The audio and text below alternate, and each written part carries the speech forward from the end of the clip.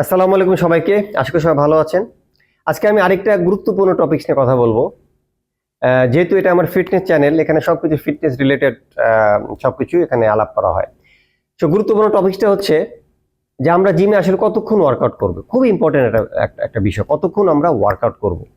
তো আমি এই ভিডিওটা বিশ্লেষণ করার আগে আমি সবাইকে রিকোয়েস্ট করব আপনারা এই চ্যানেলটা সাবস্ক্রাইব করবেন এবং লাইক এবং শেয়ার এবং কমেন্টস করবেন।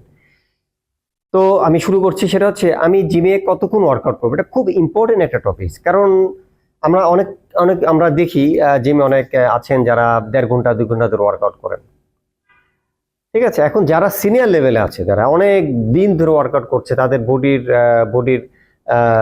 বডিটা বডি স্ট্রেংথ অনেক ভালো, তাদের মাসেল মেমোরি অনেক ভালো, তারা অনেকক্ষণ করতেই পারে। বা যারা হয়তো বিভিন্ন বিভিন্ন কম্পিটিশন করবে সামনে, তাদের কথা আলাদা, তাদের সাথে আমাকে মিলালে কিন্তু হবে না। আমি বলছি ইন জেনারেল যারা আছে, যারা বিগিনার, তাদের কথা বলছি। তারা কতক্ষণ করবে, সেটা হচ্ছে তারা অবশ্যই বেশি কোনো ওয়ার্কআউট করবে না। কতক্ষণ করবে আমি বলবো যে 40 থেকে 60 মিনিট, ম্যাক্সিমাম 80 মিনিট এনাফ। এর মধ্যেই আপনি যথেষ্ট পরিমাণ ওয়ার্কআউট আপনি করে ফেলতে পারবেন। এখন যদি আপনি ওয়ার্কআউটের সময় যদি আপনি অনেক সময় রেস্ট বেশি নেন, প্রথমত অবশ্যই রেস্ট নিয়ে কত বেশি সময় লাগতে পারে। ধরেন আপনি একদম বিগিনার, আপনি কখনো ওয়ার্কআউট করেন, সেক্ষেত্রে হয়তো আপনার রেস্ট বেশি নিতে হবে, কারণ আপনার মাসেল স্ট্রেংথ কম, স্টেমিনা কম। ঠিক আছে, আপনার হার্ট, আপনার লাং ঠিক মতো আপনাকে হয়তো সাপোর্ট দিবে না প্রথমে, কারণ সে তো অভ্যস্ত না। সেক্ষেত্রে হয়তো একটু সময় বেশি লাগতে পারে। বাট 1 সপ্তাহ 2 সপ্তাহ পরে আপনাকে একটা নির্দিষ্ট টাইমের মধ্যে ওয়ার্কআউট করার অভ্যাস গড়ে তুলতে হবে। ওয়ার্কআউট করার সময় আপনারা শুধু ওয়ার্কআউটই করবেন, ওই সময় অনেকে মোবাইল নিয়ে ব্যস্ত থাকেন, গান শুনেন, অনেক কিছু করেন। আসলে এগুলি করলে সময়টা নষ্ট হয় এবং ওয়ার্কআউটের যে স্পিডটা, যে রিদমটা নষ্ট হয়। হ্যাঁ, কারণ আপনি যখন ওয়ার্কআউট করবেন, আপনার শরীরে কিন্তু মানে ব্লাড ফ্লো হবে সারা শরীরে। তো আপনি যদি যত বেশি রেস্ট নেবেন, ব্লাড ফ্লোটা কিন্তু কমে যাবে। এই ব্লাড ফ্লো কমে গেলে কিন্তু অনেক সমস্যা হয়। তো আমি বলবো যারা একদম নতুন বা যারা দীর্ঘদিন ধরে যারা এক্সারসাইজ করছেন, 1 ঘন্টা এনাফ, মানে এক্সারসাইজ করা এনাফ। এর মধ্যে আপনি ম্যাক্সিমাম ওয়ার্কআউট কভার করতে পারবেন। এখন আমরা অনেক সময় মনে করি যে বেশি ওয়ার্কআউট করলে মনে হয় আমার বেশি মানে স্ট্রেংথ বাড়বে, বা আমার বেশি স্টেমিনা বাড়বে, আমার বেশি মাসেল পাম্প করবে। টোটালি রং। এটা নিয়ে অনেক গবেষণা হয়েছে। আমি কিছু গবেষণার লিঙ্ক আমি ডেসক্রিপশন বক্সে দিয়ে দিচ্ছি, আপনারা দেখে নিতে পারেন। বেশিক্ষণ ওয়ার্কআউট করা কিন্তু শরীরের জন্য ভালো না, কারণ শরীরের ওয়ার্কআউট করা বা কোনো একটা জিনিসের জন্য কিন্তু একটা টাইম আছে, একটা একটা একটা ইন্ডুরিং টাইম আছে। এই সময়ের মধ্যে আপনি করবেন, এরপর আপনি রেস্টে যাবেন।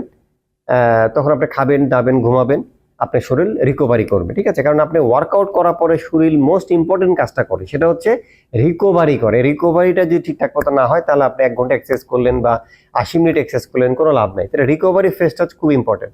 জিমে আসলে কি হয়, আমাদের শরীরে ব্লাড ফ্লো হয়, আমাদের সারা শরীরে ব্লাড ফ্লো হয়। আমাদের শরীরে পানি থাকে, পানি এবং ব্লাডের কারণে আমাদের মাসেলগুলো পাম্প করে, আমাদের দেখতে খুব ভালো লাগে, বা আমরা মনে করি যে বেশি ওয়ার্কআউট করলে মনে আরো পাম্প করবে। এটা রং। বেশি ওয়ার্কআউট করলে কিন্তু আপনার পাম্প কমে যাবে। কারণ ওয়ার্কআউট বেশি করলেন, রিকভারিটা কম হলো, তাহলে কিন্তু লাভ নেই। রিকভারি বলতে আপনার খাওয়া দাওয়া এবং আপনার মোস্ট ইম্পর্টেন্টলি আপনার ঘুম। ঠিক আছে, খাওয়া দাওয়ার মধ্যে আপনার রাইট প্রোটিন খাওয়া, রাইট কার্বোহাইড্রেট খাওয়া, সঠিক পরিমাণে শরীরকে মানে হাইড্রেট রাখা, হাইড্রেশনটা ঠিক মতো রাখা, পানি খাওয়া, এবং টাইম মতো ঘুমানো, 7 থেকে 8 ঘন্টা ঘুমানো। তো এগুলির মাধ্যমে কিন্তু শরীর রিকভারি করে। তাহলে আপনি 1 ঘন্টা যদি খুব ইন্টেন্স ওয়ার্কআউট করেন, এরপরে যদি আপনার শরীরকে রেস্ট দেন এইভাবে, তাহলে দেখবেন আপনি ঘুম থেকে ওঠার পরে কিংবা আপনি মানে ডে আফটার ডে আপনি এখান থেকে খুব ভালো রেজাল্ট পাবেন। বেশিক্ষণ এক্সারসাইজ করলে কি হয়, শরীর ফ্যাটিক হয়ে যায়, শরীরে নার্ভাস সিস্টেম খুবভাবে শক হয়। তখন এটা যখন আপনি ঘুমাবেন, দেখবেন শরীর খুব টাইট হয়ে আছে, আপনি ঘুম হবে না। এই জন্য আমরা বলবো আপনি ওয়ার্কআউটটা মানে ওয়েট ট্রেনিংটা চেষ্টা করবেন রাত 8টার মধ্যে কমপ্লিট করার জন্য, যদি সম্ভব হয়। আর যদি না হয় 9টার মধ্যে কমপ্লিট করবেন, যাতে ঘুমানোর 2-3 ঘন্টা আগে আপনার ওয়ার্কআউট কমপ্লিট হয় এবং আপনার শরীরটা উইক হয়ে যায় এবং আপনার ঘুমটা ভালো হয়। এখন আপনি যদি লেট নাইট ওয়ার্কআউট করেন, আপনার রাতের যে ঘুমটা খুব ইম্পর্টেন্ট, কারণ এই ঘুমের মধ্যেই কিন্তু আপনার বিভিন্ন হরমোনগুলো নিঃসরণ হবে। বিশেষ করে HGH হরমোন, প্রাকৃতিক যে গ্রোথ হরমোন আমাদের শরীরে নিঃসরণ হয়। এই গ্রোথ হরমোনটাই হচ্ছে কিন্তু একটা অ্যানাবলিক হরমোন। এটার কারণে কিন্তু আপনার শরীরে মাসেল গ্রো করবে।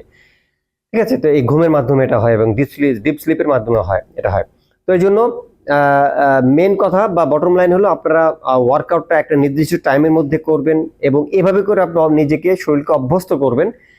আপনি এটা অভ্যাসে পরিণত করবেন এবং যখন ওয়ার্কআউট করবেন তখন চেষ্টা করবেন যে আপনি স্টপ ওয়াচটা দিয়ে ওয়ার্কআউট করতে, যে আপনার ওয়ার্ম আপ করে ওয়েট ট্রেনিং শেষ করতে আপনার কতক্ষণ সময় লাগে। এটা যদি করেন তাহলে আপনার টাইম ম্যানেজমেন্ট হবে, আপনি দেখবেন যে আপনার ওয়ার্কআউটে ওই 1 ঘন্টার মধ্যে ফুল কাভার হয়ে গেছে। আর আপনি যদি টাইম ম্যানেজমেন্ট না করেন, দেখবেন রেস্টটা বেশি হচ্ছে, গল্প হচ্ছে বেশি, দেখা যায় 1.5 ঘন্টা 2 ঘন্টা হয়ে যাচ্ছে, এবার আমার মানে ওয়ার্কআউটটা ঠিক মতো হচ্ছে না। কারণ ওয়ার্কআউটের পরে তো আমি বললাম মোস্ট ইম্পর্টেন্ট পার্ট হচ্ছে আপনার রিকভারি করা, শরীরটা রিকভারি করতে পারবে কিনা। হ্যাঁ, আপনি ওয়ার্কআউট করলেন লং টাইম কিন্তু আপনার ঘুম হইলো না ঠিকঠাক মতো, তাহলে আসলে ওই ওয়ার্কআউট করার কোনো মানেই নাই। তো এই ছিল আজকের ভিডিও। যদি ভিডিওটা ভালো লাগে আপনারা অবশ্যই কিন্তু সাবস্ক্রাইব করবেন, লাইক করবেন এবং অবশ্যই কমেন্টস করবেন। যদি কোনো ভিডিও আপনাদের বানাতে হয় আমাকে বলবেন, আমি অবশ্যই বানাবো। সবাই ভালো থাকবেন। আসসালামু আলাইকুম।